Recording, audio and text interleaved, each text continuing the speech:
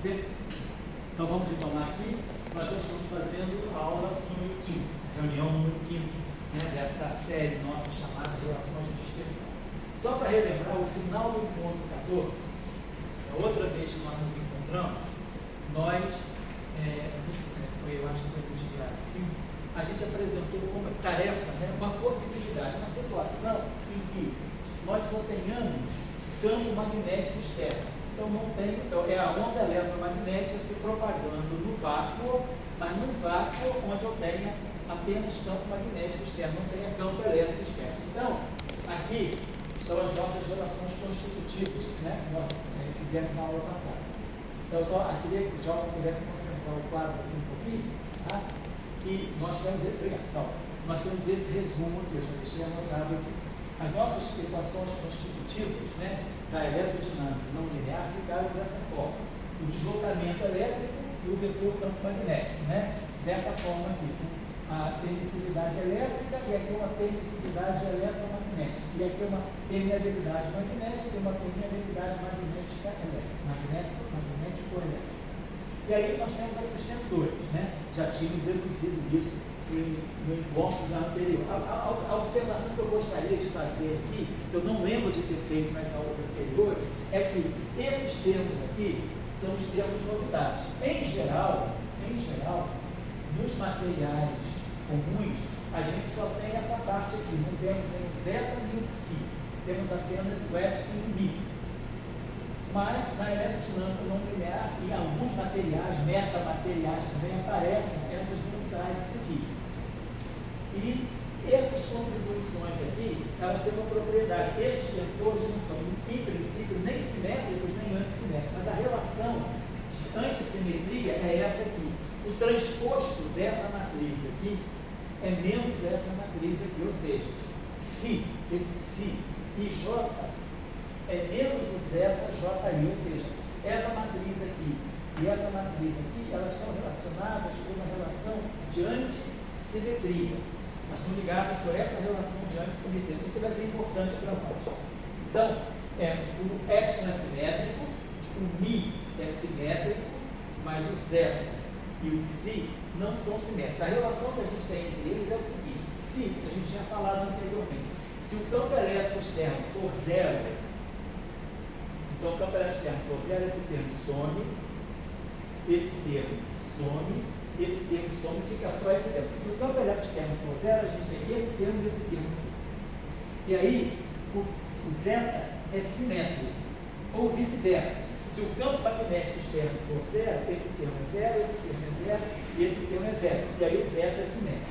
Porém, a relação com o psi é essa aqui. Se o campo elétrico externo for zero, esse é zero, esse é zero, esse é zero, mas aí a gente observa esse termo menos esse e esse termo menos esse. Então essa relação aqui ela é geral. Seja campo elétrico externo, seja campo magnético externo nulo, essa relação é geral. Vale sempre que o psi e o zeta, eles não têm simetria bem definida, mas eles se relacionam por essa propriedade de antissimetria. Beleza? Isso é geral. E aí, no final da aula passada, a gente deixou como exemplo um caso simples. Vamos supor que eu só tenha campo magnético externo. Então, se eu só tenho campo magnético externo, o epsilon só vai ter esse termo é zero, esse termo. Esses dois termos não estão, vão ficar só esses dois termos. C1 sobre C2 del J, D2 sobre C1, D0I, D0J. Né? Desculpa, D0I e D0J. Isso aí é o epsilon, né? Então, aí é isso, né? D, epsilon é. Então, se eu só tenho um campo magnético externo, perdão, esse cara aqui, C1 e esse D2. Mas aí eu também fiz uma outra hipótese. A tarefa que a gente tinha deixado é situação com campo magnético externo e um L apenas de F. Então nós tínhamos pegado uma situação muito particular, em que a não linearidade não inclui o G. Nós pegamos esse exemplo aqui. Em geral, L depende de F de G. Nós esquecemos o G. Vamos pegar um caso particular, por exemplo, uma eletrodinâmica logarítmica. O L só depende de F. E aí, nesse caso, se eu só tiver campo magnético externo, o D2 é zero. Porque nós já tínhamos visto. D2 é a derivada segunda em relação a G. Nós não temos G. Então, no nosso caso, se eu só tenho campo elétrico externo e o L só depende do F cursivo, só esse termo que vai contribuir. Porque isso aqui é zero por causa do campo elétrico, isso aqui é zero por causa do D2, isso aqui é zero por causa do campo elétrico, por causa do D3, isso aqui é zero também. Então, meu D vai ser simplesmente C1 sobre C2, só vai contribuir esse termo aqui. E para o Mi, se eu estou nessa situação, L só de F, só tem campo magnético externo, para o Mi vão contribuir só esses dois termos aqui. E aí a gente chega a essa relação aqui, que a gente mostrou na outra vez. C1B menos D1, B0, B0 escalar P. E aí a gente chegou a tirar essa relação de dispersão, isso aqui igual a zero, tiramos essa relação de dispersão, e as equações ficaram assim, divergência de E igual a zero, e eu vou botar isso aí na Ampère máximo, ficou dessa forma aqui, porque inclui essas duas correções. Esse foi o exemplo, a tarefinha que a gente fez no final do encontro 14. Foi isso. E aí eu queria deixar como tarefa, para quem quiser continuar, eu não vou fazer aqui, porque a gente já fez uma tarefa muito parecida, que é estudar, quer dizer, investigar a birrefringência do vácuo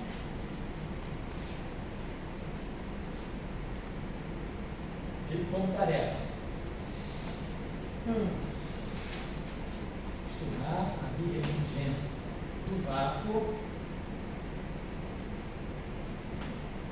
nesta situação.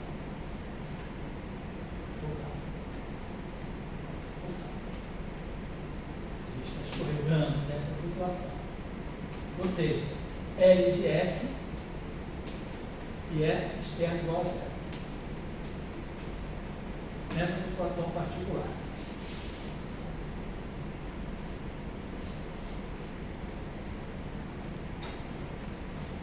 Nós já tínhamos feito um caso muito semelhante a esse quando a gente estudou a eletrodinâmica anisotrópica. Então a gente teria o seguinte, o exercício é esse, pegar essas equações de Maxwell que nós temos aqui e considerar aquela solução. Tipo, a gente já viu que a divergência de E é zero, então eu vou tomar o seguinte, como sempre, aquela solução E igual a E0 real, cosseno, vamos supor uma onda se propagando ao longo da direção Z, então KZ menos ômega T. Vou pegar uma onda plana se propagando ao longo da direção, por exemplo, vou chamar de Z. E aí menos E0 imaginário seno de KZ menos ômega T. A mesma coisa do campo B. D0, vetor D0 real, cosseno de KZ menos ômega T, e menos o D0 imaginário, seno de KZ menos ômega T. A divergência de E, nesse caso, é igual a zero. Então, isso significa que E0R e E0I, eles são só na direção x e y. Então, a gente sugeriu fazer o seguinte, vamos tomar uma onda plana polarizada assim. O E0 real, ele fica E0 na direção x. Então, E0, cosseno de KZ menos ômega T, na direção. Então, esse vetorzinho aqui é isso aqui. E o vetor E0 imaginário, ele vai ser um psi, pode chamar de mais ou menos 1, né? Aquele parâmetrozinho, vamos chamar até de um eta, E0, Y. Então, essa onda, se o eta vai ser mais ou menos 1, né? ela vai estar girando no sentido trigonométrico, ela circularmente polarizada trigonometricamente ou horariamente, com eta igual a mais ou menos 1. Então, eu coloco a mesma amplitude aqui e aqui, e uma direção. Então, essa onda aqui é uma onda circularmente polarizada. O que eu vou mostrar? O que vai ser pedido para eu demonstrar? Que, colocando essas condições aqui, naquelas equações de Maxwell que a gente obtém estendidas, né, a gente vai obter birrefringência, ou seja, a gente vai ter um índice de refração N, ele vai ter uma relação de dispersão ômega, de kappa, vai depender de kappa, claro, vai depender do B0, né, que a gente colocou aqui, e vai depender do eta. E isso vai nos dar, então, o índice de refração, que vai depender do K ou do ômega, vai ser birrefringente e vai ser dispersivo, D0 e E. Ou seja, a gente vai ter, mostrar a birrefringência do VAR, mostrando que, dependendo da polarização, se é a direita ou a esquerda, o índice de refração é distinto, ou seja, a velocidade de propagação é distinta. Então, fica como tarefa. Não vou fazer porque é muito parecido com o que a gente fez na aula 12, parece. Bom, muito bem. Perfeito. O que, nós vamos querer agora olhar com mais atenção? Um pouquinho dessas relações constitutivas. Então, deixa eu apagar. Então, isso aqui ficou como tarefa. Eu vou deixar, pelo momento, essas relações constitutivas aí, né? Porque a gente vai precisar depois consultar. Lembrar apenas importante que o X e o Y são simétricos e o Psi e o Zeta estão ligados por essa simetria. Então, muito bem. Pode falar. Se a gente pensar em termos de vetor de polarização e magnetização, Sim. aquela relação ali, aquela lá em cima, né? Essa aqui. Essa aí. Por exemplo, você tem o D igual proporcional à polarização. A polarização é isso. A polarização está aqui. Porque olha só, eu estou ingerente da pergunta. Olha, gente, só. Deixa eu apagar. Então, já ficou claro qual é a tarefa, né? Então, a pergunta do Dória. Vamos tentar ver. Ali a gente está dando o vetor de deslocamento. Da onde é, e aí, o que é o vetor de deslocamento em relação, né, à polarização? Normalmente, né, o que a gente define, né, normalmente é assim: os materiais que têm resposta linear D igual a ε0E mais P. Normalmente a gente faz assim. Né? Então, nesse nosso caso aí, vamos pensar assim: o D é. O primeiro termo que está aqui é C1 sobre C2 de alta J. Então, esse termo aqui vai dar o E. Vai dar o E. Então, D vai ser C1 sobre C2 é. Vamos lá. Depois, vamos lá. Aí depois vem o seguinte, mais D1 sobre C4, aquele coeficiente D1 sobre C4 é zero, vetor. E aí é zero, escalar é. Aí você sempre botar, porque é F e J é J. Então vou ter isso aqui. Aí vou ter esse termo aqui. Mais D2 sobre C2.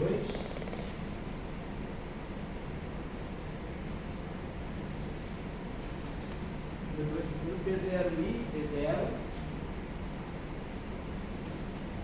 B0 é. Mais D3 sobre C3, pegando o caso mais geral, D3 sobre C3 é zero, né? Mais D3 sobre C3 D0 é. Então, nós estamos vendo que a resposta D, ela está sendo linear no campo elétrico. Linear no campo elétrico propagante. Claro que ela tem relações aqui com o campo de fundo. Então a gente pode pensar, agora, se, né, tem a C1 em geral. C1, no caso, se eu não tenho não linearidade, né, no caso maxwelliano, C1 é 1 sobre M0. E aí, 1 sobre M0 C2 é igual a epsilon. Então, C1 é isso aqui. Então, C1 sobre C2 é epsilon 0. E aí fica epsilon 0 é exatamente epsilon 0 é mais P. Então, o vetor de polarização, ele na verdade é isso aqui. Ou seja, o meu vetor de polarização é assim, um P, que é como se fosse, vamos dizer assim, um P e J. Na verdade, às vezes se usa, é um Ki, coloca isso aqui o Ki. Na verdade, é como se o meu vetor de polarização seja isso aqui. Né? Meu vetor vai botar PI, é um Ki, e J é J. Onde quem é Ki e J? Ki e J é tudo isso aqui, ó. Então, isso aqui então vai ser o meu Ki e J. Então, isso tudo aqui é que está dando a polarização do vácuo. Então, é isso aqui que está fazendo o papel dessa matriz I e J que está me dando a polarização. Eu separei o epsilon 0 né, que é a relação constitutiva normal, né, do vácuo sem polarização, e o vácuo com polarização. O vácuo polarizado ele está recebendo essa contribuição, que é, na verdade, uma resposta linear. Se nós tivéssemos considerado a eletrodinâmica não linear em ordens mais altas, se a gente tivesse incorporado a não linearidade nas equações de Maxwell, a gente deixou as equações de Maxwell linearizadas em E pequeno e P pequeno. Mas se a gente tivesse colocado as equações de Maxwell não lineares em E pequeno e P pequeno, essa polarização ia depender de potências do E. Nesse caso, não, a polarização é linear. Ela é linear no campo que se propaga. Mas, de qualquer maneira, ela exibe uma polarização do vácuo. Quer dizer, isso aqui é o vácuo trivial, vamos dizer assim, isso aqui seria o vácuo grego, isso aqui vem do vácuo de Dirac, vem do vácuo quântico, que é a resposta do vácuo a essa polarização. Se eu tenho vácuo, mas coloco um campo elétrico e um campo magnético externos, eles vão polarizar o vácuo. E o vácuo vai se comportar como um meio material polarizado com esse vetor de polarização. E a mesma coisa vai acontecer. A magnetização, ela vai estar toda aqui. Aqui vai estar o vetor de magnetização, né? Que é H igual a B sobre zero, né? Quando a gente escreve H. Então, no vácuo trivial, é o B sobre zero. Mas aí aparece o vetor de magnetização. Às vezes eu defino com mais ou com menos o vetor de magnetização. Não, claro. Mas o importante é que o vetor de magnetização vai ser essa contribuição. Certo? Essa questão da polarização e magnetização, para mim, é o primeiro momento do eletromagnetismo além de Maxwell. Sei, sem dúvida. Sobretudo no vácuo, né, cara? Sobretudo no vácuo, né? Sobretudo no vácuo. Você não tem um bem material para te dizer, você está no vácuo. Então é muito forte. Quando você introduz a grande história é que o campo eletromagnético ele se constitui fazendo coisas outras. Sim. Como a polarização e magnetização. Certo. É a primeira coisa. Exatamente. Então, aí o campo elétrico e magnético eles se constituem e se juntam, né? Exato. Se combinam aí tudo. Né? No caso, quando você tem 4 campos, você tem isso em termos de todos os potenciais. Né? Exato. Em termos dos potenciais, que é mais forte ainda. Né? Porque aí você está mexendo realmente, botando direto nos graus de velocidade, né? Eu acho que o sentido do eletromagnetismo é ele sair e além da carga elétrica. Né? Exato. Deixar os campos trabalharem primeiro e além da carga elétrica. Né? Bom, o que nós devemos fazer agora? Com essas relações gerais, nós queríamos estudar o transporte de energia em momento, ou seja, a gente vai querer estudar a densidade de energia e o vetor versus vetor de ponte.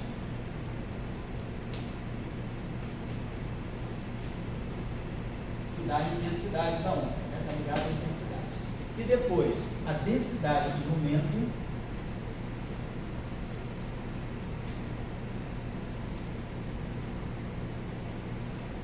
versus o tensor de tensões. Ou o tensor de cisalhamento, ou o cisalhamento, né?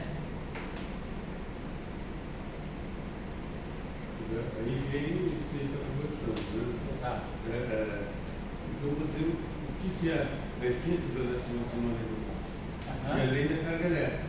Exato. Então, você mostrou que a polarização e a magnetização surge com os campos se combinando. Certo. Agora, você vai dar mais fisicidade, usando a densidade de energia, a densidade de movimento, tudo é dependendo de campo.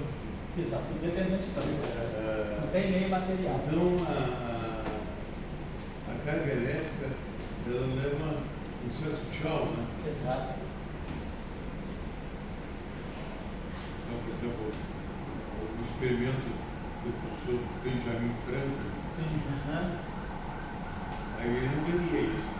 Como? O professor Benjamin Franklin. Ele não entenderia isso. Não, isso aí é completamente fora, né? Isso aí só pode ser entendido depois, vamos ver, se essa ideia do vácuo polarizado só ficou claro depois da mecânica quântica mesmo. Foi porque a gente até então, né? Quer dizer, você sempre via essas equações constitutivas de meios materiais, e o vácuo era o vácuo.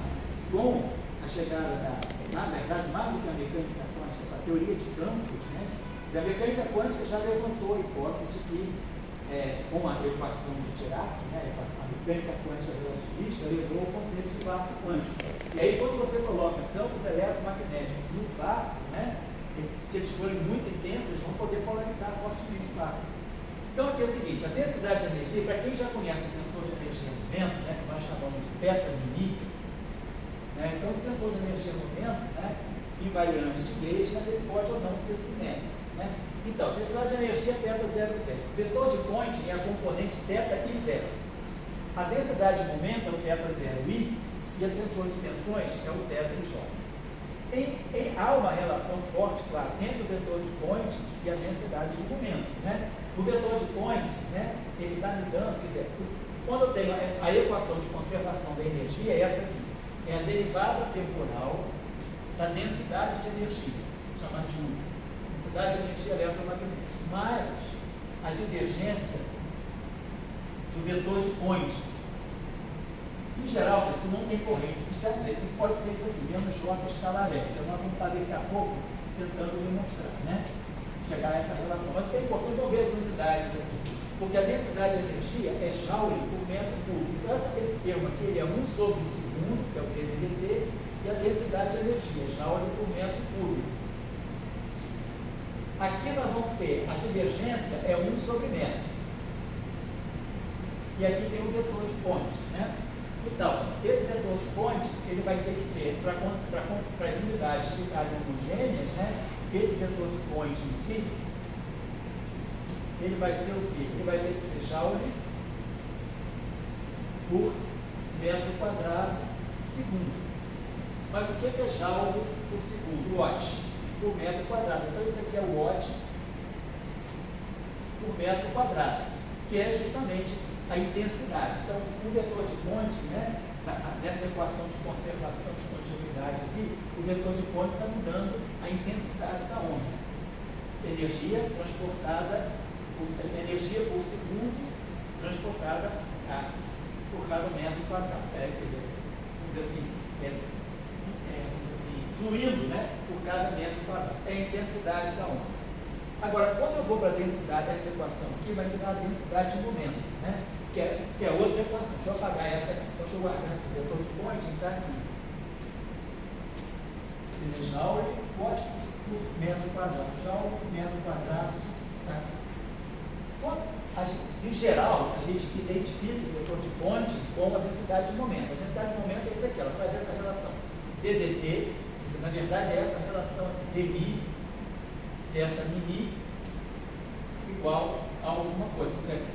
Quando eu vou fazer derivada temporal da densidade de momento, eu devo obter aqui uma densidade de força, que vai ser a densidade de força de Lorentz, né? Eu estou variando em relação ao tempo, essa relação aqui, se eu pegar μ espacial, μ igual a I, nós vamos ter DDT do θ0i mais dj do θji. Então, isso aqui, se isso aqui é uma densidade de momento, a variação do tempo de momento é uma força. Então, isso aqui do lado de cá está me dando uma densidade de força. Então, eu vou chamar assim, de um F, sei lá, vou chamar de um F possível assim. Isso aqui é a densidade de força. Claro, vai ser uma Fi. Né? Então, vamos ver as unidades aqui, só para a gente comparar. Uma coisa é o caso de Max, outra coisa é o nosso caso aqui. O θ0i, sendo densidade de momento, né, esse termo aqui, então ele é 1 sobre segundo, que é o DDT, e momento linear. Momento linear é quilograma, metro por segundo, massa vezes velocidade, dividido por metro cúbico, densidade de momento. Então, esse termo aqui da equação, ele vai ter dimensão de quilograma por segundo ao quadrado, metro ao quadrado. Então esse termo aqui é quilograma, metro, segundo, metro, como se fosse segundo. Então vai ficar quilograma no numerador, metro ao quadrado no denominador e segundo ao quadrado no denominador que ficou. Quilograma sobre metro quadrado, segundo ao quadrado. É esse termo aqui. E aí esse termo aqui vai ser 1 sobre metro, que é divergência, 1 sobre metro. E aí aqui vai ser, ele vai ser a dimensão do nosso θ JI. Certo? Então, de qualquer maneira, então tá. Se eu quero que esse. Vou fazer o seguinte. Não, vou deixar isso para ver. Vamos deixar assim. Mas vamos primeiro olhar o θ0i. θ0i, vou apagar para mim. O θ0i é densidade de momento, né? Então, θ0i é quilograma por metro quadrado, segundo ao quadrado. Isso aqui é só isso aqui. Só para me confundir, que eu já estou botando, acho que um segundo a mais aqui. θ0i, isso aqui é isso tudo aqui, tem o DDT incluído. Vamos pegar só o θ0i, que é momento linear, quilograma metro por segundo por metro cúbico. Então, esse é o momento linear, que é quilograma por segundo metro quadrado. Olhando essa relação aqui, vamos olhar o vetor de Point. O vetor de Point é Joule, então isso aqui é o θ0i, que eu estou chamando de densidade de momento. Vetor de Point, nós temos ali, é Joule por segundo metro quadrado. Mas quem é Joule? Joule é energia, é quilograma metro ao quadrado sobre segundo ao quadrado. Então é energia sobre segundo. É Joule, isso. Então é quilograma metro ao quadrado por segundo ao quadrado e aqui segundo metro ao quadrado. Então isso aqui está dando para nós no final do dia, metro quadrado por metro ao quadrado se cancela, está quilograma por segundo. Então isso aqui é densidade, isso aqui é expresso em Joule assim, mas expresso direto em unidades de massa, é quilograma por segundo. Mas olha só, se eu pegar esse cara aqui e multiplicar por segundo ao quadrado por metro ao quadrado, só botar aqui, se eu pegar isso aqui, então isso aqui é o vetor de Point, quilograma por segundo. Mas se eu multiplicar ele por segundo ao quadrado sobre metro ao quadrado, ele vai dar exatamente isso aqui, vai ficar quilograma segundo por metro ao quadrado. Então o que a gente está mostrando é o seguinte, que eu preciso pegar o vetor de Point, que é a intensidade, e dividir por C2. Se eu pegar o vetor de Point, né, que é isso aqui, quilograma por segundo, e dividir pela velocidade da luz, que vai dar segundo ao quadrado por metro ao quadrado, eu vou obter essa unidade aqui, ó, quilograma sobre segundo metro ao quadrado. Eu vou obter a densidade de momento, eu vou obter o θ 0i, que é isso aqui, que é esse cara aqui. Então, a relação, né, que a gente tem, normalmente, na teoria de Math, é justamente essa, né? O vetor de Point,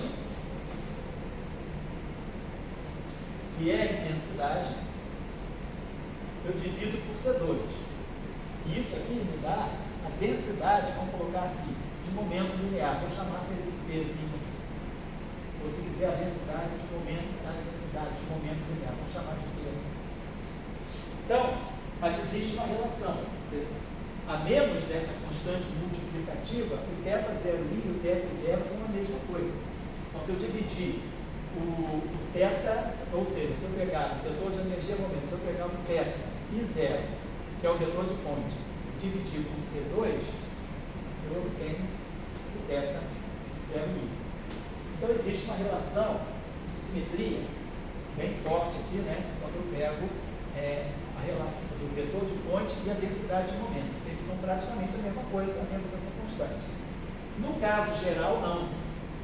Por quê? Né? Porque nós vamos ver que quando a gente derivar as equações de continuidade a partir das equações constitutivas, a gente vai ver que a energia se relaciona, claro, com o vetor de Point. Mas a gente vai ver que o vetor de Point nem sempre é tão linearmente ligado assim ao momento.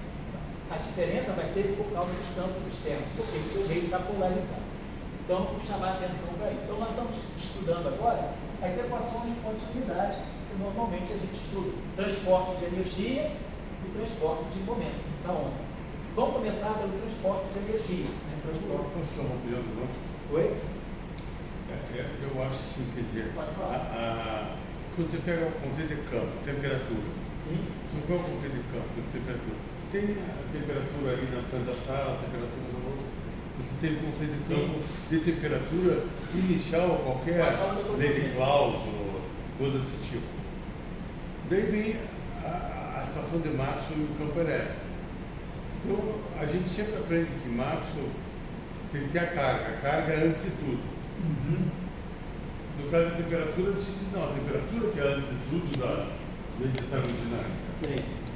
Daí a pergunta vem. A temperatura, vamos dizer, vem da entropia. A entropia é mais fundamental, né? Então, se você não tem temperatura, Sim. você forma a entropia a partir da temperatura. Sim.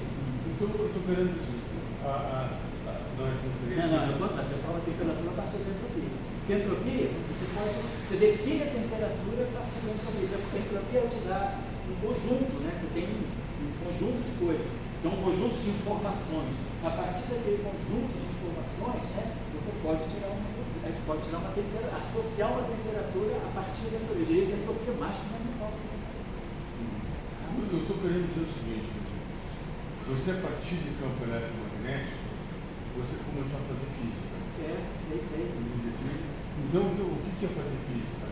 Você gerar vetor de ponte, energia, polarização, magnetização. Você começa a gerar a partir de campo eletromagnético. E só para dizer, mas vamos sempre pontuar bem, vai, por causa dos estudantes mais principiantes, né? Então, como você falou, nós estamos gerando polarização, magnetização a partir de campos.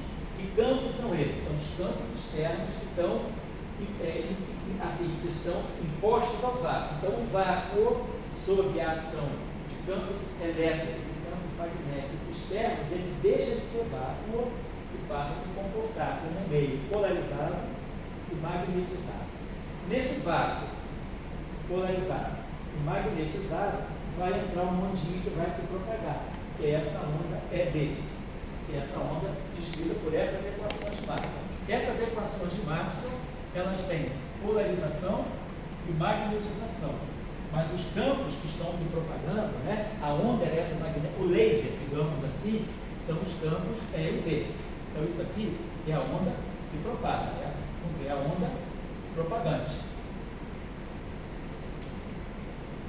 No nosso caso, ele poderia ser um laser, né, de alta intensidade, não importa, mas eu estou colocando um laser nesse meio material que é o vácuo polarizado por campos elétricos e campos magnéticos externos, né?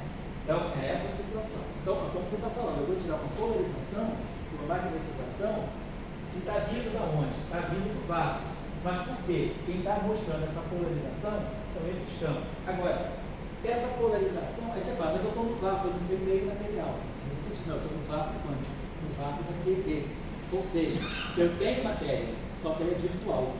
Então, esse campo elétrico e esse campo magnético, né, quando eles polarizam o vácuo na QED, né, basicamente o gráfico que a gente tem é esse gráfico aqui, o gráfico de um loop de polarização do vácuo. Ou seja, o fóton está se propagando, né, ele cria um par elétron-pósitron que dura um tempo muito curto, na faixa de 10 a menos 18 segundos, e esse par elétron-pósitron se rematerializa, retorna a onda, né? Quer dizer, retorna a fóton. Então, o fóton cria um par elétron-pósitron, depois esse par elétron-pósitron está de volta ao fóton. Inclusive, esse processo aqui é um processo, é um vértice da QED, mas é um vértice que chega um processo não físico, né? Se eu tiver um fóton que decai num par elétron-pósitron, eu violo a conservação de energia em momento. Não dá para conservar energia em momento a partir de um fóton gerando um par elétron-pósitron. Justamente porque isso aqui é um processo de polarização do vácuo, ou seja, é um processo virtual. Eu estou criando elétrons e pósitrons virtuais. Se eu criar de um fóton, eu não posso criar um par elétron-pósitron real, porque não conserva energia em momento. Ou seja, se eu pegar a energia do fóton incidente é igual ao módulo de P vezes C, fóton incidente. Isso aqui vai dar a energia do elétron mais a energia do positron. Depois eu pego a conservação do momento. O momento do fóton vai ser o momento do positron, do elétron positron, mais o momento do elétron. Suponhamos que eu vá para o referencial do centro de massa. Isso aqui é zero. Então eu diria que o fóton tem momento zero? Não é possível.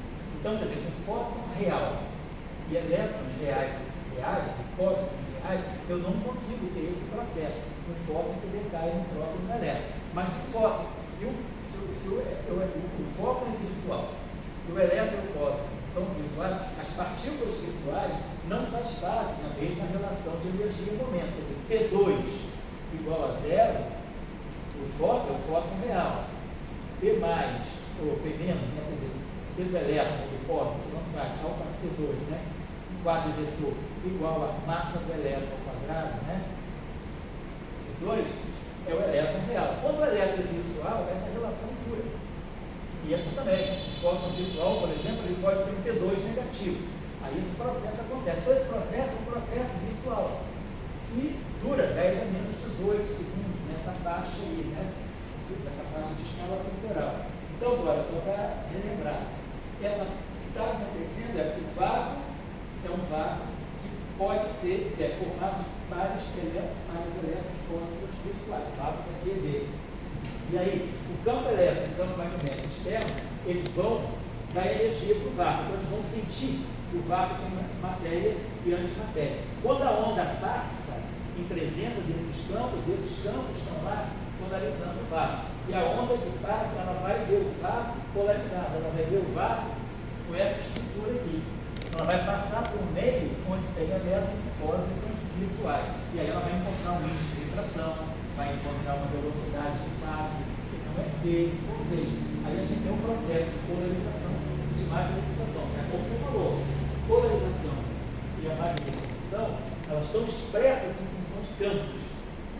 Mas a polarização e a magnetização não são exatamente os campos, elas são uma resposta a esses campos estarem excitando os pares elétrons fósseis. O que eu coloco é o seguinte: as entidades físicas, elas serem todas dependentes dos campos. De campo, aí tudo aí é campo, sabe? Então, todas as entidades, desde a polarização, magnetização, energia, etc. Daí vem uma questão. A carga elétrica é dependente dos campos, a massa é dependente dos campos.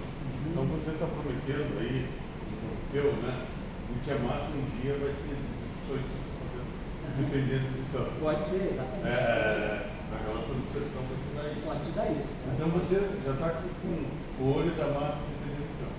Daí vem a carga elétrica dependente do campo.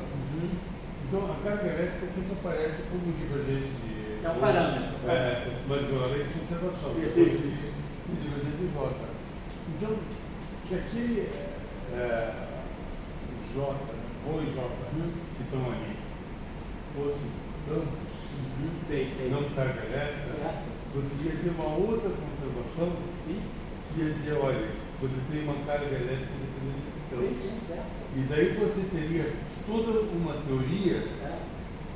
Vamos falar o que você está fazendo, por exemplo, só um instantinho só, para conseguir o que você está fazendo. Por exemplo, se nós, mas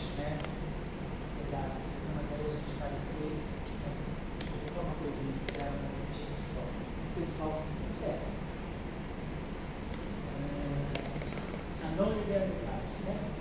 Vamos supor, acho que eu tinha olha só, você perguntar onde é que eu devo. Peraí, olha. Vamos fazer o seguinte. Eu acho que quando.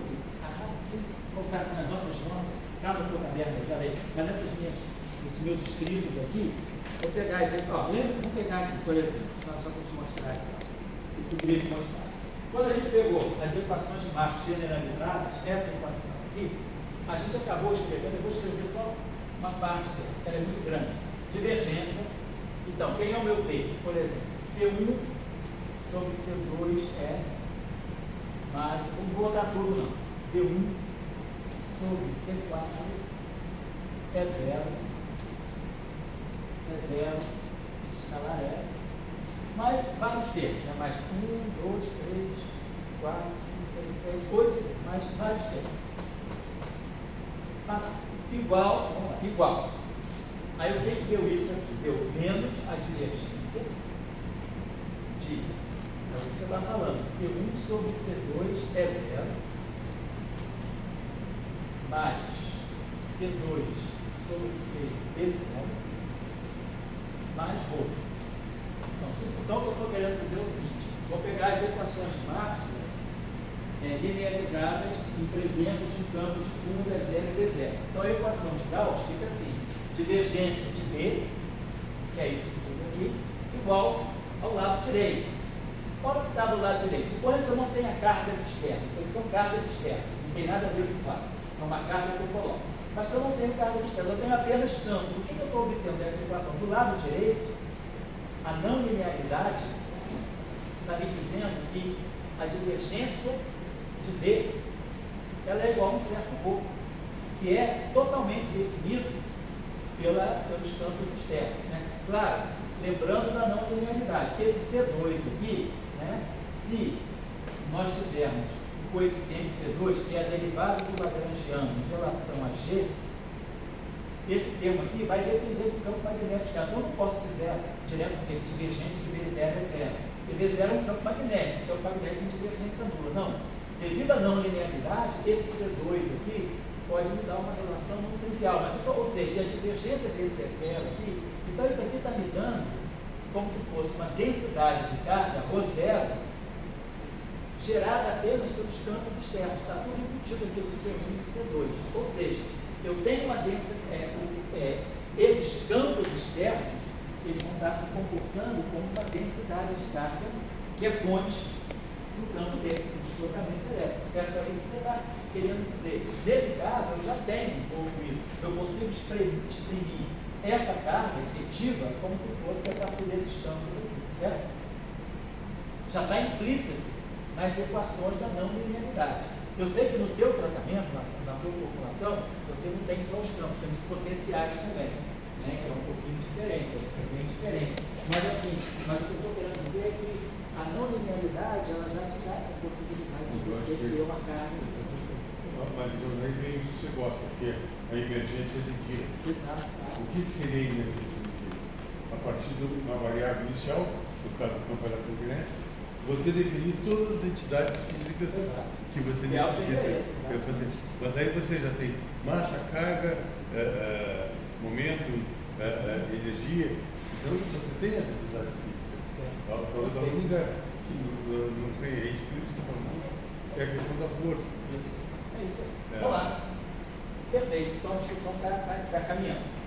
Então nós vamos ver o seguinte: nós temos uma onda que se propaga com esse campo elétrico, esse campo magnético, nesse vácuo, né, sob a ação de campos elétricos e magnéticos distantes. E essas equações descrevem esse processo. O que nós vamos fazer agora? Nós vamos tentar tirar a densidade de energia. Tirar essa equação aqui, a derivada temporal da densidade de energia, mais a divergência do vetor de Conte, né, como no caso de Maxwell, igual a menos J escalar E. Então, vamos querer obter essa relação agora, né, só que aqui estamos falando do campo propagante é o E pequeno. No caso de Maxwell, o vetor de Conte, né, é vetor D sobre zero, no caso de Maxwell. E a densidade de energia é um meio de epsilon 0 a 2 mais vezes 2 sobre zero. Vamos ver agora o que vem para a gente. Vamos obter a equação de continuidade a partir, né, dessas equações aqui. O que eu tenho que fazer? Vamos lá. A gente sabe que se eu multiplicar a equação de Ampère-Marx pelo campo elétrico, eu vou estar produzindo aqui aquele termo dispersivo, que é o termo J escalar E, que é o termo que introduz a resistividade, a resistência ao campo. Quer dizer, vai dar aquilo que a gente chama mais comumente de efeito Joule, né? Então eu multiplico essa equação por E. Se eu multiplicar essa equação por E, o ideal é eu multiplicar essa equação aqui por Q. Porque aqui eu vou produzir uma derivada temporal de D escalar E, e aqui eu produzo uma derivada temporal de B escalar T. Então, peraí, deixa eu ver o que é. Tá certo. Ah, não é? Talvez o ideal seja esse, né? Quer dizer, eu vou ter o rotacional de B. É melhor isso até. Quer dizer, esse tá certo. vou pegar B escalar D, e aqui eu vou pegar aqui tem que ser o E, absolutamente aqui tem que ser o E, tá certo? Porque aí vai dar um termo J escalar E, tá certo? E aí eu vou estar produzindo o rotacional de H escalar E. Então aqui é melhor eu multiplicar por H, fazer o produto escalar com H. Vamos ver por quê. Porque aqui eu vou produzir o seguinte, vou produzir o rotacional de H escalar E, e aqui eu produziria o rotacional de E escalar H. Então, do momento que eu decido multiplicar ampere máximo escalarmente pelo campo elétrico, eu vejo que o ideal é eu multiplicar Faraday Lenz pelo H, porque aí eu formo rotacional de E escalar H, e aqui eu produzo rotacional de H escalar E. Então esse vai ser o procedimento. Vamos pegar, deixa eu apagar aqui, vamos pegar então Faraday Lenz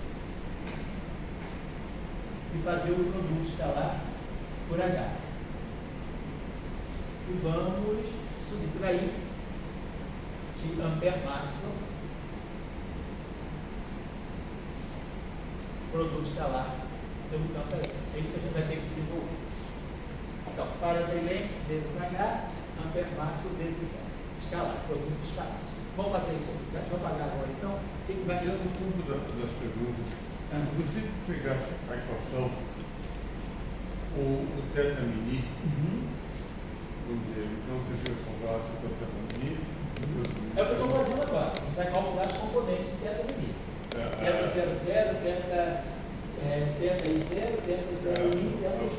Agora eu pergunto o seguinte, quando você tem, no caso, 4 campos, você calculou o teu θ mini. Sim. E fez a θ mini. Mas daí tinha 4 equações. Sim. Se você pegasse cada 4 equações separadamente, fizesse essa operação, e pegasse o θ mini. Você diria que aquele θ mini estaria somando naturalmente as 4 operações? Estaria somando. Você pegar aí, você tem 4 categorias de equações de Marx. Você tem 4 conjuntos de equações de Marx. Para cada conjunto você faz essa equação. Aí depois você soma tudo. Bem. Aí você soma tudo, porque o conjunto é o todo, né? Você tem que somar tudo. Mas cada uma delas aí já é invariante. Cada uma já é invariante, né? Já seria invariante. Então, quer dizer, somar tudo era meio... Não, mas você vai pensar o seguinte, meu sistema,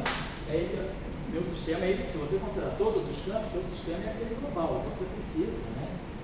Porque na verdade, se você tiver 4 equações, você teria equação do tipo assim, QMI, FMI, I, igual, sei lá, a um J, Mi. Então você tem 4, aí eu tenho esse I variando de 1 a 4. Ou seja, eu tenho 4 conjuntos de equações de Marx. Então, o que eu faria aqui seria, já que você está de forma covariante, fica mais fácil, claramente, eu multiplicaria isso tudo aqui por um F, Mi, K, J. E aí multiplicaria isso aqui, quer dizer, multiplicaria essa equação, contrairia essa equação por um F, Mi, K, J. Porque esse J aqui, quer dizer, você não precisa fazer tudo com I separado. Você pode misturar o I com o J. Então, o ideal é que aí você tira a energia do sistema todo. Porque se você está falando, eu vou fazer 4 equações separadas para I igual a 1, I igual a 2, I igual a 3, I igual a 4. Tudo bem. Mas, na verdade, o seu sistema, ele não necessariamente, na hora da física se proceder, ele vai separar. Então, o que você teria que fazer aqui seria derivar o tensor de energia no momento de forma covariante, fazendo isso. Isso aqui contraído com um F, I, K, J, que varia de 1 a 4, igual a J, I, F, I, K, J. Porque aí seria mais interessante, porque você veria, por exemplo, o efeito dissipativo de uma corrente I no campo J. Fica uma equação muito mais completa desse modo. Aí você estaria com o sistema. Você estaria com o sistema. Você estaria interagindo as 4 equações de Marx através da propagação da onda. Você acha que fazer individualmente? Não, acho que aí você está diagonalizando. Eu acho que você está perdendo informação. Você está perdendo essa informação do mix. E essa informação. Porque a corrente de um campo pode estar interagindo com o outro campo, com a outra família. Então, melhor fazer o tetamini. Fazer o tetamini, exato. Essa discussão já teve no passado. Eu lembro que o Renato fez calculou também. Sei, entendi. E foi justamente vai calcular o tetamini. É geral. Que é um particular pode. Exato, é isso aí. Bom, então voltando aqui, vamos fazer isso aqui. Então vamos produzir o seguinte, vamos ter rotacional de E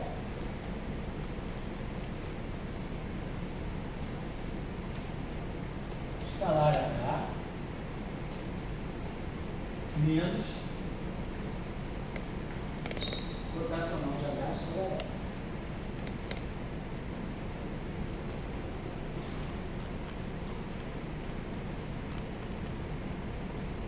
Igual. Aí vamos ter menos DDT de TH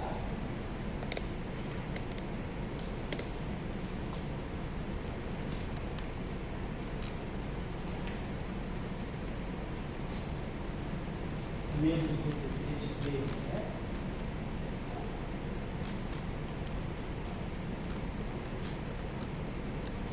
menos J escalar, que está dando aqui um efeito dissipativo. Então, eu peguei essa equação menos essa. Aqui, tradicionalmente, né, a gente já sabe o que fazer. Você tem a rotacional de E vezes H, isso aqui a gente pode escrever. Rotacional de E é epsilon I JK DJEK. Tudo isso vezes HI.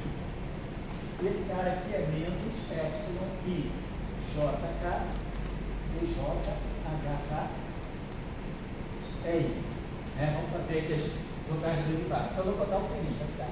Posso escrever isso aqui como sendo DJ de. O epsilon constante, vai fora, ficar dentro ou fora da derivada. Epsilon JK é K HI menos epsilon JK DJ é K, então DJ HI. Fazendo esse pedacinho, tá? Peguei. Então, essa derivada aqui vai atuar no E e no H, mas aqui eu só tenho a derivada no E. Então, eu tenho que subtrair a contribuição que vem da derivada do H. E aqui é a mesma coisa. Eu vou escrever esse termo aqui como sendo menos DJ, epsilon IJK, HK, EI, mais epsilon IJK, HK, DJ, EI. Esse termo que está dando aqui para mim, ele está me dando o quê? Eu posso trocar esse I com esse J. Então vai ficar JI, o sinal menos. E aí esse termo aqui eu posso trocar o E, desculpa, eu posso trocar também o H, o I com o K. Vai ficar K, I. E aí vai faltar com o sinal mais. Esse cara aqui, eu vou ter J, então HK e I. Então eu vou fazer assim, HK, vou fazer a troca aqui. Aqui eu vou deixar o J, vou chamar o K de I, e vou chamar o I de K. Estou fazendo essa manipulação rápida que vocês já mais ou menos conhecido da gente. Então, esse termo aqui, ele está me dando a divergência de E vetorial H.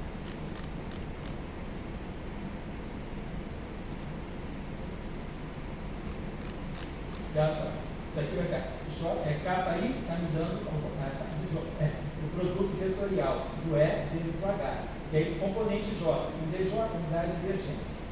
Esse termo aqui, vou pular para esse termo aqui, está me dando HI, então vou trocar o J como K aqui. E aí vai ficar sinal mais. Então está me dando a divergência do E vezes H. Então está me dando mais a divergência do E vetorial H. Então isso aqui vai aparecer duas vezes. E esses dois termos aqui vão fazer o seguinte. Aqui eu tenho, aqui nós temos a derivada do H, e aqui a gente tem então você está me dando você está me dando o rotacional de H, dando escalar rotacional de H. Esse termo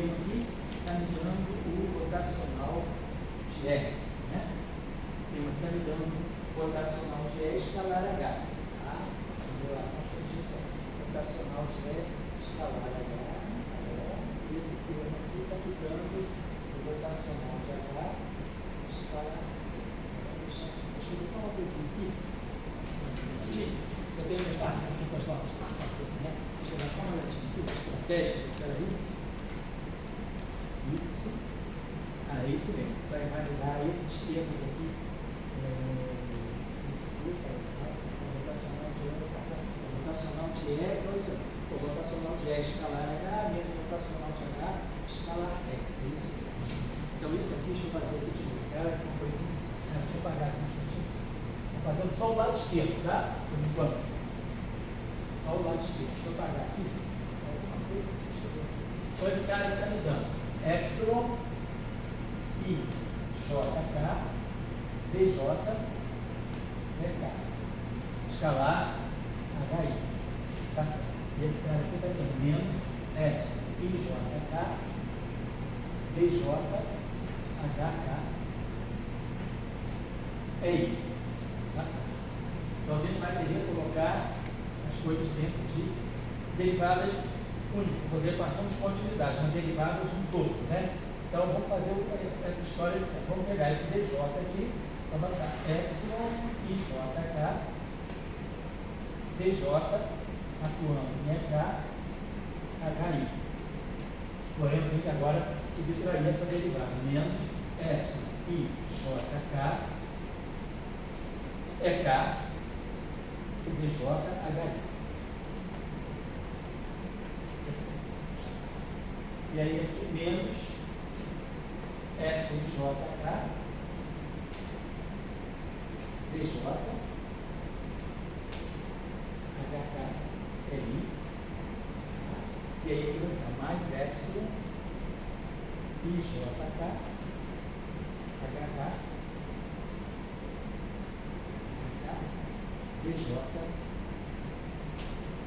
LI. Então, esse termo aqui vai transformar em uma coisa que vai dar uma divergência. Esse termo aqui, então, esses dois termos aqui vão ser bons para equações de continuidade, tá? Equações de divergência. Agora, vamos ver esses termos aqui, né? Esse termo aqui está me dando um D, então esse termo aqui está me dando o produto escalar, então tá. E aí é DJHI. Então, eu vou botar o J na frente do I. Isso aqui vai ficar com sinal mais. Então, isso aqui está me dando o rotacional de H escalar E. Então, você está dando o rotacional de H escalar E. E esse sim aqui está me dando a mesma coisa. Vai ficar, vou trocar o J com o I, vai ficar um sinal menos. Então, vai me dar o rotacional de E escalar H. Perfeito. Então, rotacional de H escalar E é a mesma coisa que eu acho que eu fiz isso aqui. Deixa eu ver, só que eu segui minhas notinhas aqui, só para ver. Está certo? Então, quando eu definir esse lado aqui, para desenvolver o lado direito, o lado esquerdo, aqui só. Então, esse caminho aqui, rotacional de escalar H, divergência de E, integral está certo, né? Mas deve estar, deixa eu botei nas minhas notas aqui, DDT de D escalar H, aqui tem que falar, DDT de D escalar H, certo? Depois DDT, juntamos peças aqui, deixa eu ver só uma coisa aqui que eu estou achando estranho, é o seguinte, esse cara aqui, rotacional, divergente, rotacional de E, é menos, né? DDT,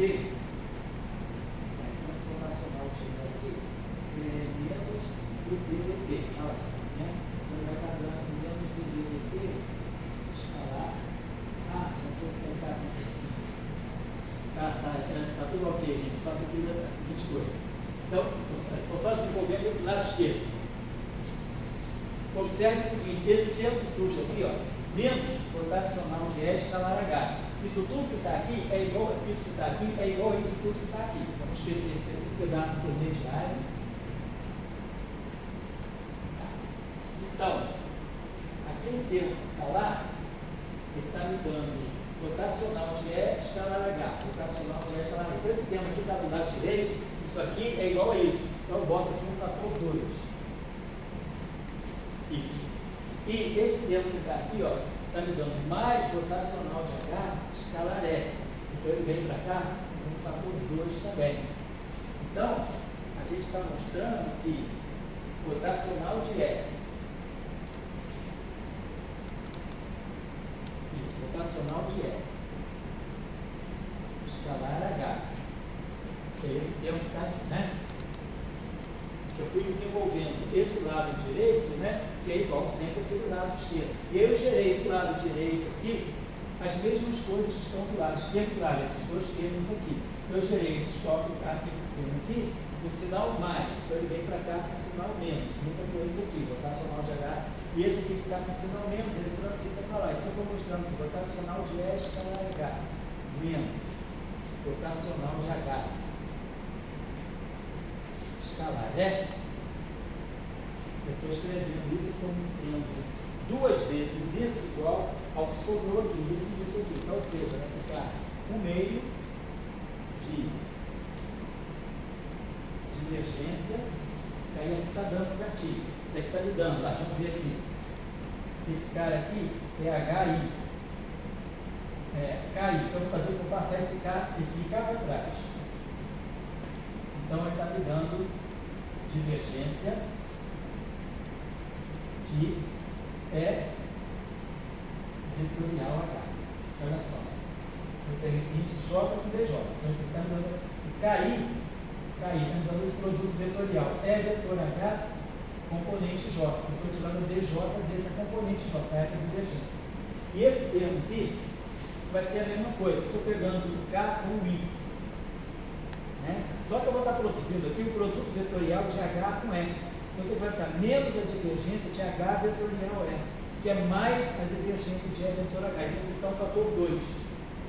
Então, a gente está mostrando que isso aqui é igual a. Esse aqui tem um fator 2, esse aqui tem um fator 2. Então, onde vem esse fator 2? Esse termo transita para cá, e esse termo aqui também transita para cá, dá aquele fator 2. E aqui esses dois termos que sobraram no lado direito também dá um fator 2. Então os dois todos desaparecem e a gente mostra aquela identidade que a gente já conhece do cálculo vetorial. Rotacional de E escalar H, rotacional de H escalar E é igual a rotacional de E, divergência, perdão, de E vetor H. Então fica isso mesmo. Então, o lado direito, então esse lado aqui, no final do dia, ele está me dando divergência de E vetor H. Então nós tínhamos isso aqui. Então, nós fizemos isso aqui. O que é que nós tínhamos? Só para lembrar, nós tínhamos essa equação de partida. Trabalhando só o lado direito, a gente jogou tudo, apareceu os fatores 2 direitinho. O que a gente mostra? Que isso, menos isso, é essa divergência. Então o lado esquerdo já está resolvido.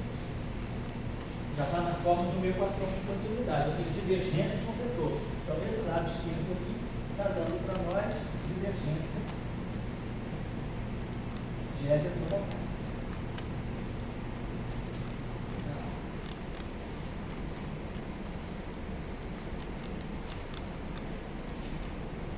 Muito bem. Agora eu tenho que desenvolver. Então o lado esquerdo está feito. Uma coisa a gente já fez. Esse menos esse. Agora a gente tem que desenvolver esse lado direito. Menos DDT de V escalar H, ainda estamos desenvolvendo. Então, só ter uma ideia. Vamos desenvolver o primeiro termo. Depois o segundo eu não vou nem fazer, porque vai ficar muito parecido. Mas o que eu tenho que pegar aqui é o seguinte: divergência DDT, deixar o sinal menos para depois. DDT de V escalar H.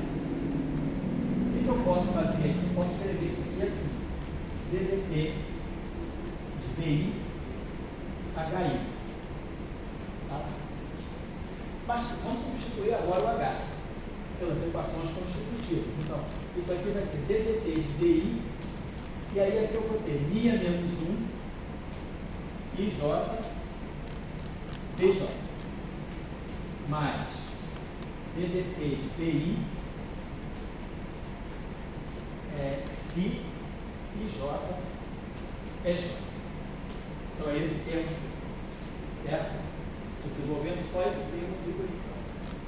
Esse termo aqui, observem bem, esse cara aqui é simétrico, nós vamos mostrar μ menos 1 IJ é μ menos 1 JI. Então eu posso escrever esse termo aqui como sendo uma derivada única. Isso aqui é a derivada temporal de 1 meio de PI, MIA menos 1 IJ, VJ.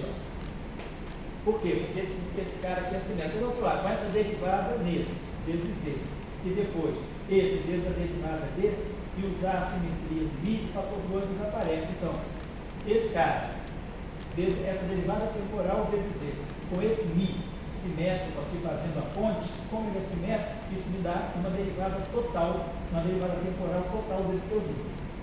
Muito bem. E esse termo aqui, então, a gente já teve no meio disso aqui, né?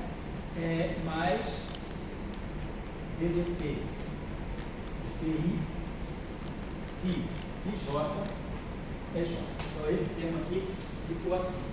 Deixa eu ver se vale a pena a gente fazer mais alguma coisa aqui. Não, a gente já fez, ficou de que podia fazer, talvez aqui, deixa eu ver aqui, a gente ficou com DDT de PI, isso, vou deixar tudo assim.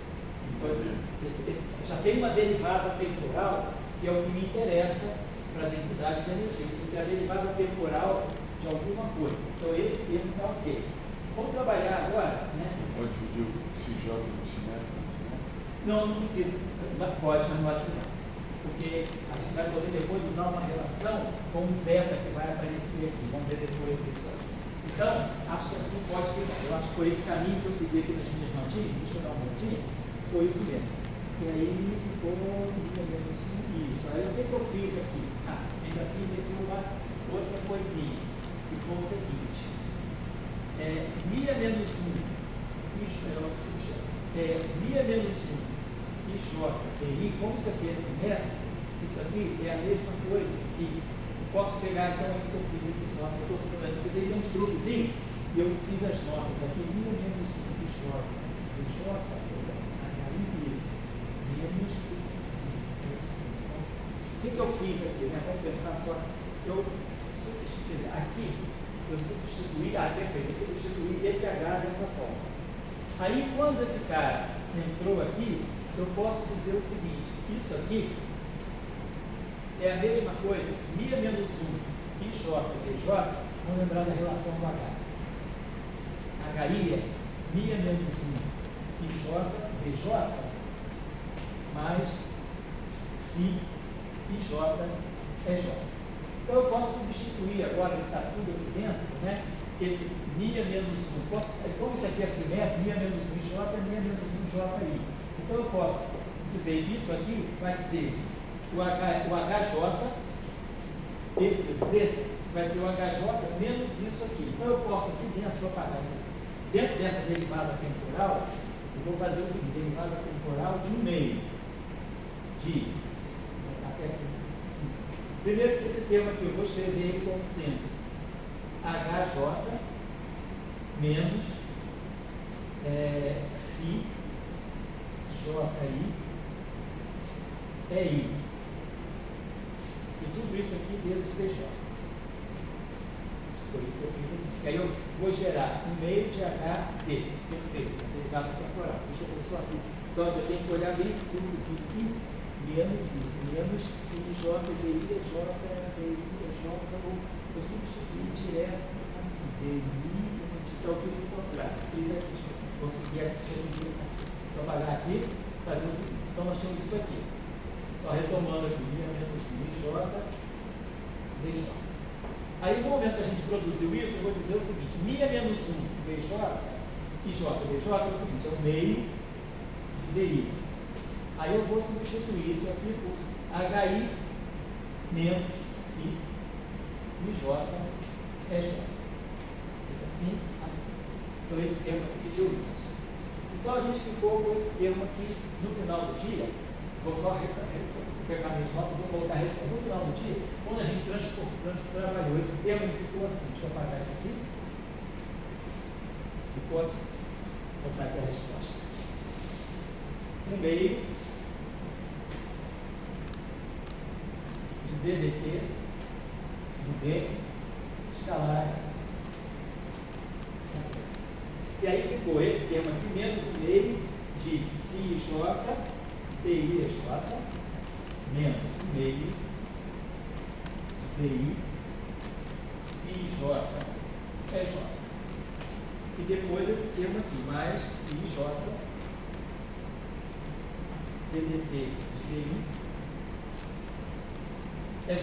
Então fizemos isso. Esse termo foi trabalhado assim, ficou assim. Está incompleto. Então agora tem que pegar o outro termo. Quando eu trabalhar o termo D, deixa eu apagar isso aqui. Vou trabalhar o termo D. Vou fazer a mesma coisa.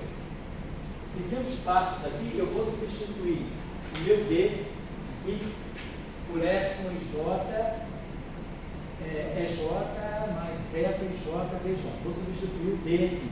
Aí eu vou usar a simetria do F, que vai dar aquele fator meio. Então eu vou fazer o mesmo procedimento que eu fiz aqui, eu vou fazer para esse termo. Vai dar o seguinte: DDT de D escalar E, que é o segundo termo. Ele vai dar para nós o meio do DDT de E escalar D. Vai sair daqui. Na verdade, também já poderia pensar. Você tem um DDT. Vamos botar DDT, eu substituir o D aqui pelas equações constitutivas. Aí o termo que tem aquele F em J, eu boto o fator meio, vai ficar o meio de epsilon em J, I e J. Que eu junto tudo numa derivada. E depois que tiver tudo dentro da derivada temporal, eu faço o que eu fiz aqui. Eu substituo o D de novo, que é a equação constitutiva. Então, isso aqui vai dar um meio, né? Menos um meio de zeta e J DT de RDJ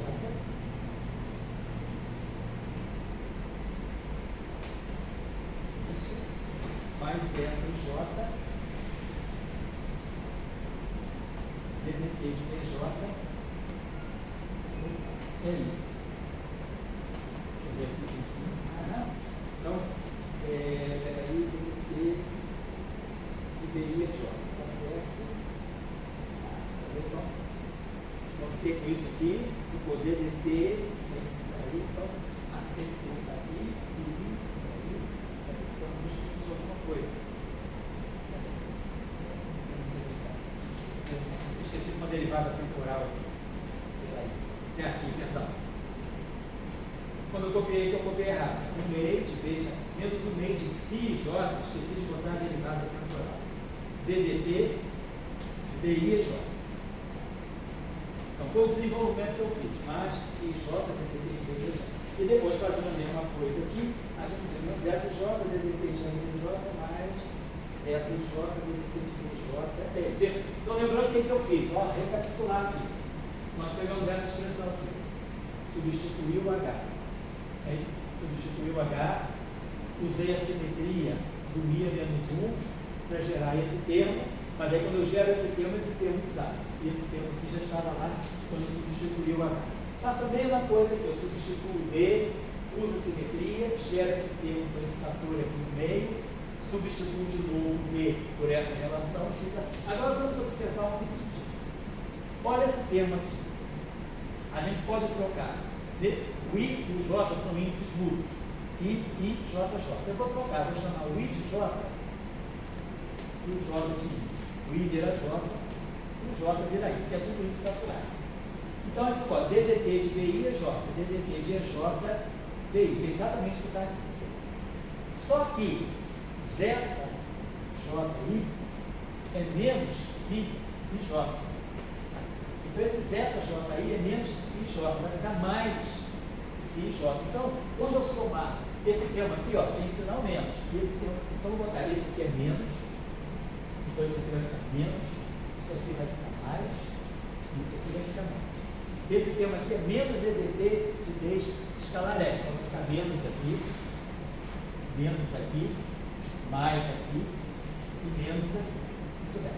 Então, agora aqui embaixo, o que eu obtive? Esse zeta e J é menos psi e J. Então, quando eu somar esses dois aqui, quando eu pegar isso com isso, menos isso, eu estou fazendo essa operação aqui. Esse termo vai cancelar com esse. E vamos ver esse termo aqui. DDT de BI, então a mesma coisa. I e J são índices saturados. Eu vou chamar o I de J e o J de I. O I vira J e o J vira I.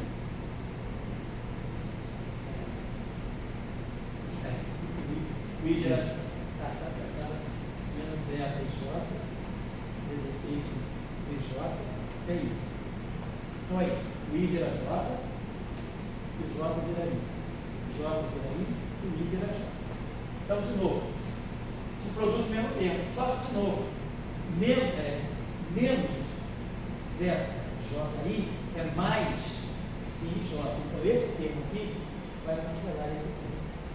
Então, esses dois termos aqui se juntam nisso aqui, certo? Então, quem for fazer isso na calma, né, vai derivar passo a passo para conseguir mostrar essas equações. Como eu mostrei aqui, só que eu mostrei de uma forma muito rápida. Se alguém tiver dúvida, pode me escrever que eu posso até mandar minhas notas.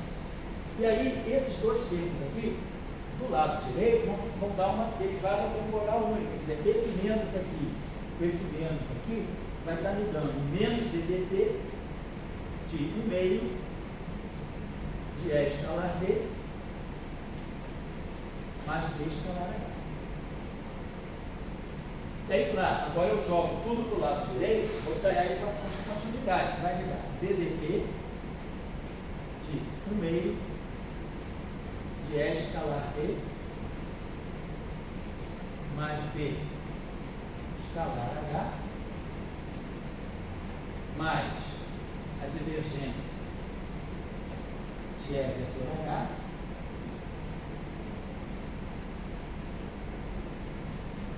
igual a menos J escalar E, que é justamente a equação que sai no caso de Maxwell, só que no caso de Maxwell aqui sai o meio, vamos ver o que vai reproduzir Maxwell. O meio de ε0 é 2, mais B2 sobre 2 de 0, e aqui vai sair E vetor D sobre a 0. Então, no caso de Maxwell, D é igual a ε0 Então, vai ficar no meio de ε0 é 2.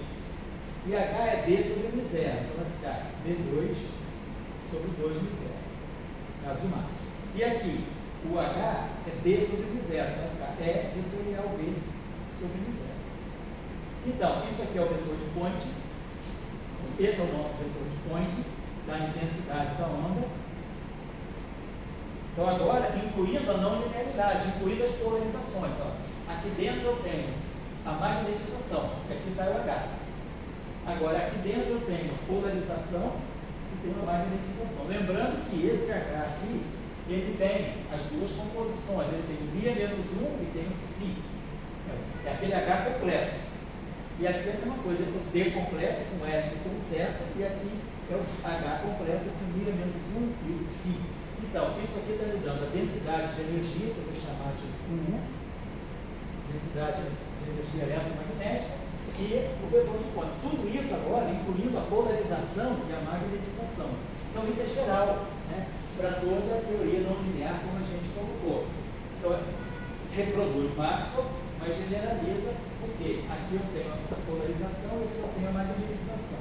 E no vetor de point só entra a magnetização. O campo elétrico aqui, e quem vai entrar aqui é o H. Mas o H, lembrando que o H tem as duas componentes. Ele tem o μ-1 B e tem o Z, o Ψ. Certo? Então ficou ok. Isso então é o vetor de point. Então tem os cancelamentos aí, por isso eu quis colocar aquelas equações no início, que esses cancelamentos são importantes, né? E aqui, claro, o termo dissipativo. Então, os novoteiros unidades, o vetor de ponte, né? Está tudo direito, as unidades estão todas ok. Lembrando que a intensidade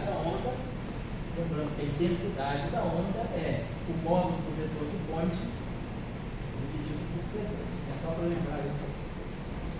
Isso é intensidade. Agora, a gente vai querer fazer a mesma coisa, não vou fazer o exercício todo, porque é exatamente isso, manipulando derivadas e depois usando as simetrias, né? Ou seja, o que eu preciso fazer agora? Eu preciso gerar, eu quero gerar a equação que dá a densidade de momento. Ou seja, eu quero ter alguma coisa do tipo derivada temporal da densidade de momento.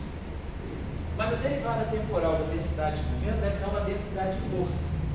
E a força que pode aparecer aqui é a força de Lorentz, é o J vetorial E. Então, nesse caso, eu vou pegar Ampère Maxwell e vou multiplicar vetorialmente por E. E aí eu vou gerar um ddt de D vetorial E. E aí o ideal vai ser pegar Faraday-Lenz e multiplicar vetorialmente por D. No caso de Maxwell, a gente pegaria essa equação multiplicada multiplicaria vetorialmente por E e vetorialmente por E. Aí aqui eu multiplicaria vetorialmente por B e vetorialmente por B. Agora aqui vai ser o contrário, vou pegar. O que isso aqui me indica que eu vou multiplicar essa equação por ela? Eu tenho que gerar uma densidade de força. E a força que eu posso tirar daqui é a força de Lorentz, corrente vetorial, campo magnético, né? J vetor B, perdão. Eu deveria colocar aqui J vetor B, para me dar a densidade de força magnética, que aqui é B. E aí se eu multiplico aqui o D por B, eu vou multiplicar o G por D. Não, tá certo, é isso mesmo. Que aí fica derivada temporal de D vezes B, derivada temporal de D vezes B. Que aí vai dar uma derivada temporal única, né? Então, para fazer essa, o que eu vou fazer agora, qual é a manipulação que nós vamos fazer? Pegar Faraday Lens, multiplicar vetorialmente por D, subtrair de Ampère-Maxwell multiplicada vetorialmente por B, porque aí vai me produzir o J vetorial B. Isso que eu fiz. Então, pego Ampère-Maxwell, então tá, Faraday Lens multiplicada por B. Na verdade, eu vou pegar o que é que eu vou ter? Observe que eu vou ter derivada temporal de D vezes B. E aqui eu vou ter a derivada temporal de D vezes B. Então, é melhor eu somar. Por quê? Porque quando eu somar essas duas equações, vai ficar menos a derivada temporal de B, vetorial B, mais a derivada temporal de D, vetorial B. Mas para eu juntar isso tudo numa única derivada, é melhor trocar a ordem. Então, isso aqui vai ficar menos B, vetorial, derivada temporal de D. Que aí fica o menos global. Então, fica a derivada temporal do primeiro, vetorial do segundo, mais o primeiro, derivada vetorial, derivada temporal do segundo. Então, se eu somar dessa forma, se eu pegar Faraday Lens, multiplicar vetorialmente por D, e Ampère-Maxwell, multiplicar vetorialmente por B, vou fazer a mesma coisa. Vai dar um DDT do lado direito, vai ter um DDT de derivada temporal de B, B vetorial D. Já vai ser parte do momento. E aí, vou desenvolver, vou fazer a mesma coisa. Pegando isso aqui, vai ficar rotacional de E, vetorial D. Aí eu substituo esse D. Então, eu vou produzir um termo assim, ó, rotacional de E, vetorial D. Então, isso aqui é um produto vetorial. Então, a componente I vai ser epsilon I JK vezes a componente J desse vetor, que é um epsilon JNN DN vezes o DK. Então, isso aqui é o produto vetorial misto. O rotacional vezes. Então, isso aqui é o rotacional de E. Produto vetorial do rotacional de E. Então, isso aqui é a componente J do rotacional vezes a componente K do D. Mas a componente J do rotacional é isso. Aí eu desenvolvo esse produto de epsilon. Vai ficar delta IN, delta de IN, delta de JN, menos delta de IN, delta de JN. Substituo esses epsilon, depois substituo o D pela equação constitutiva e vai ser aquela mesma brincadeira. Joga as equações constitutivas, vai manipulando e eu vou ganhar a seguinte equação aqui no final de tudo. Aí eu uso de novo simetrias e a antissimetria. No final do dia, a gente ganha essa equação aqui. Eu vou escrever aqui para a gente. Então, agora, para tirar a equação que vai dar a equação de continuidade para o momento e para o tensor de tensões, ou tensor de necessariamento, né? Vamos lá. Então, no final de tudo, tem umas manipulações puramente algébricas aqui, com esses épsilons e depois com as equações constitutivas, que não é nenhum problema. Mas no final do dia, as equações ficam assim. A equação fica essa, é um pouquinho mais complicada, mas é essa derivada temporal. Isso a gente já tinha gerado agora, de D, vetor D, componente, que é uma equação vetorial. Então, pegando aí essa componente do vetor densidade de momento, mais a derivada kappa de. Aí vai dar um tensor de tensões, o meio do delta kappa I é escalar D mais D escalar H, que é justamente a densidade, né, que está aqui, ó, V mais 3, aqui eu estou usando para por meio, tá? O meio aqui. Então, E escalar V mais 3 vetorial H, então é justamente a densidade de energia, e depois vai ter esse termo aqui, menos d kappa EI, menos d kappa HI, tudo isso aqui, fechando aqui, igual, vai dar exatamente isso aqui, menos ρ EI, porque eu vou ter que usar a equação de Gauss, aí vai aparecer o ρ EI, menos J vetorial V, componente. Isso aqui justamente é a força de Lorentz, a força coulombiana, carga desses campos, e a força de Lorentz, corrente desses campos magnéticos. Então isso aqui é, só que o sinal está menos. Por quê? Porque isso aí é a força, é a reação. Seria a força sobre o campo, não a força do campo sobre as cargas e corrente. Então isso aqui é menos uma densidade de força, né, que a gente pode chamar de F componente, que é a densidade de força de Lorentz. Campo elétrico, densidade, carga, campo, corrente, campo. E aí, isso aqui é o tensor de tensões. Então, a gente está observando o seguinte: isso aqui é a densidade de momento. Então, a densidade de momento, que não é necessariamente o vetor de Point, é isso aqui, é D vetorial B. Diferentemente, né, do vetor de Point que a gente acabou de derivar. Deixa eu botar ele aqui.